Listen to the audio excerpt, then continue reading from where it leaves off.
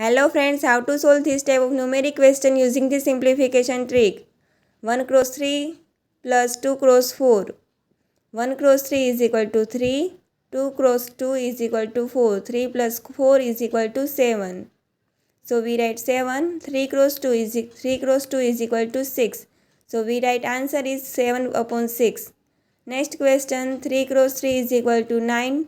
4 cross 4 is equal to 4 cross 1 is equal to 4. 9 plus 4 is equal to 13. 4 cross 3 is equal to 12. Answer is 13 upon 12. Next question, 2 cross 4 is equal to 8 plus 3 cross 1 is equal to 3. So we write 11 upon 3 cross 4 is equal to 12. We write answer 11 upon 12.